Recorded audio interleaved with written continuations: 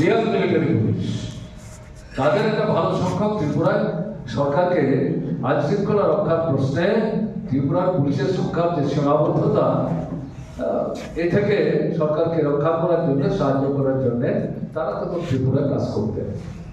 আমরা যখন ছাত্র আন্দোলন করি, আমি যখন মহারাজা বিক্রম কলেজের ছাত্র, সেই সময় দেখা গেল এই অবিভক্ত কৈলাসহরের সোনাইমুড়ি গ্রাম, এটা কৃষক অধ্যুষিত এলাকা, নদী পিঁপড়া, এখন যেটা পড়েছে কুমারঘাট মহকুমার মধ্যে, সেখানে এই ধান সংগ্রহ করতে গেছে কৃষকরা বাধা দেওয়ার চেষ্টা করেছে।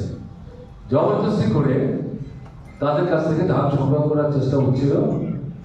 এই যে গ্রামের কৃষকরা সংঘবদ্ধ হয়ে মালিক, মহাজন, শ্রমিক, খ্যাত মজুর, দিন মজুর, তারা সম্মিলিতভাবে তারা বলবার চেষ্টা করছিলেন যে তোমরা যদি আমাদের কাছ থেকে জোর করে ধান নিয়ে যাও, আমাদের খাবারটা থাকবে না, কে আমাদের রেশনে গেলেও আমরা ঠিক মতো পাই, বিকল্প করে রোজগারের ব্যবস্থা নেই।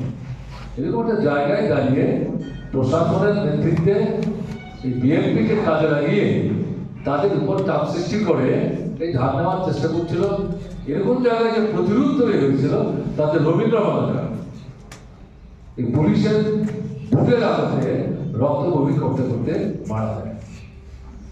লেভি জুলুমের বিরুদ্ধে এর আগে প্রতিবাদ ছিল, আন্দোলনও ছিল, কিন্তু রবীন্দ্র মালাকারের মৃত্যুর পর এটা সারা ত্রিপুরাতে একটা ব্যাপক চেহারা।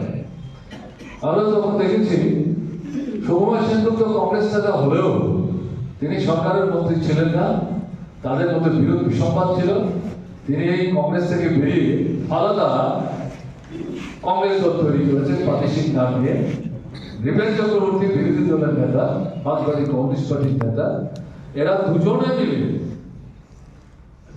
কুমারঘাটে গিয়ে রবীন্দ্র মালাকারের হত্যাকাণ্ডের প্রতিবাদে তার স্মৃতির প্রতি শ্রদ্ধা দেখাবার জন্য সম্মিলিতভাবে কংগ্রেস কমিউনিস্ট নেতারা সেই গ্রামের মানুষদের নিয়ে প্রতিবাদ সভা এবং মিছিল তারা